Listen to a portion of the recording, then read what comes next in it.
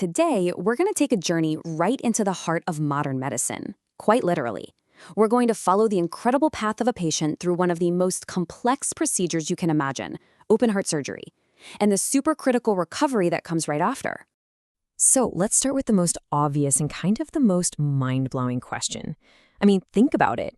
The human heart beats around 100,000 times a day. It never stops. So how on earth do surgeons manage to do these incredibly delicate repairs on a target that is in constant, powerful motion? Well, the answer is as simple as it is just wild. They don't. For a few very precious hours in this highly controlled dance, a whole team of experts does the impossible.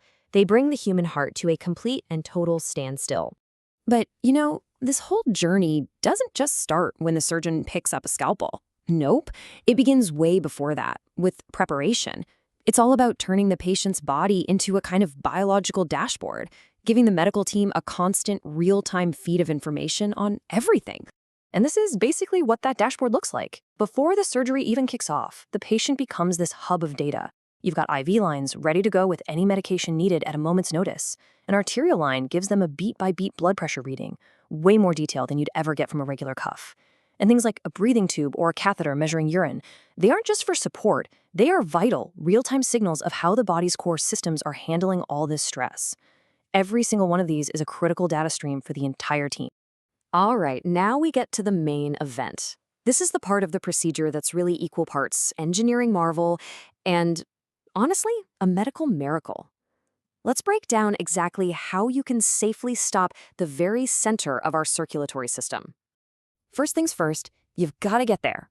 Surgeons perform what's called a median sternotomy. It's that vertical incision right through the breastbone.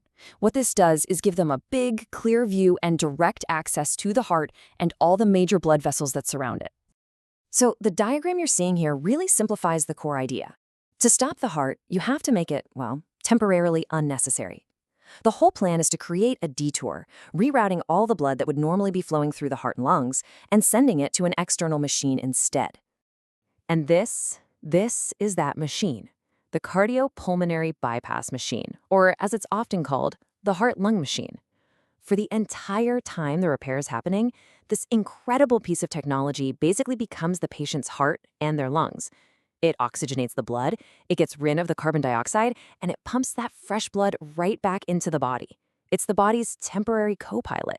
Now, this is a sequence that is timed down to the second. It all starts with thinning the blood with a drug called heparin. This is absolutely crucial to stop clots from forming in the machine's tubes.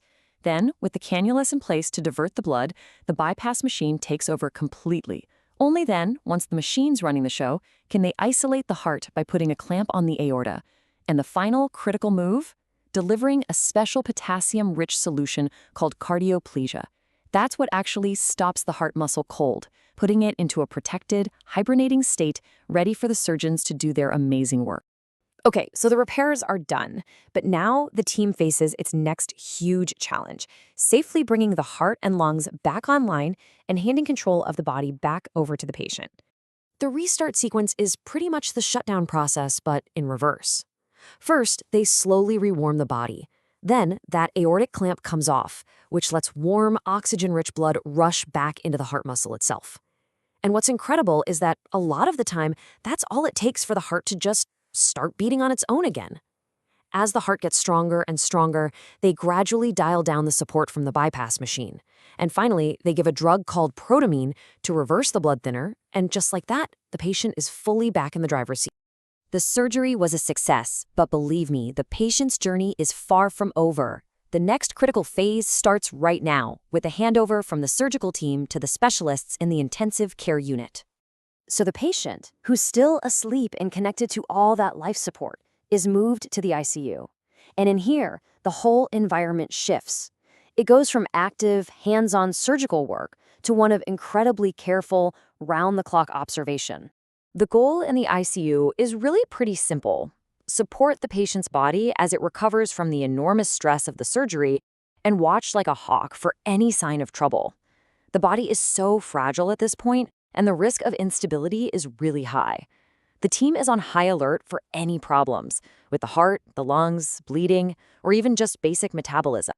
In those first few hours after getting to the ICU, the team is laser-focused on a few key, really high-stakes challenges.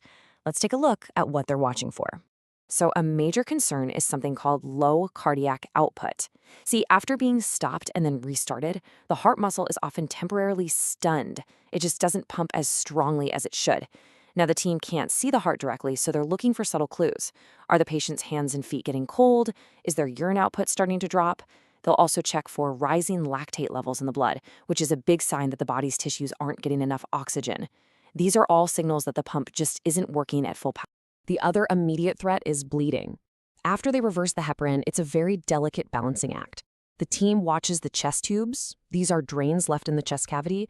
They watch them very closely. A sudden spike in how much is draining out, or a change to a bright red color, that can signal a really serious problem. And they have specific targets they're aiming for. In general, anything less than 100 milliliters of drainage per hour is considered normal. It's reassuring. But if it goes above that, especially for a while, that's when the team starts to get pretty concerned. Here's another one of those crucial numbers they live by. The team wants to see a urine output of at least 0.5 milliliter for every kilogram of body weight every single hour.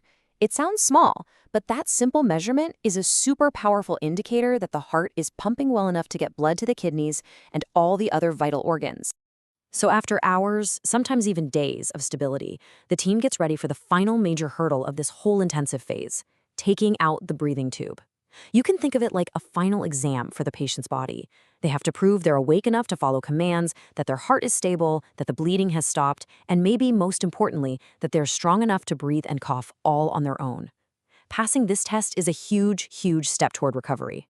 So from a silent chest to a vigilant recovery, this whole journey is just an incredible testament to the seamless coordination of technology, of expertise, and of the amazing resilience of the human body. It really makes you wonder, right? What other medical marvels do we just take for granted every single day?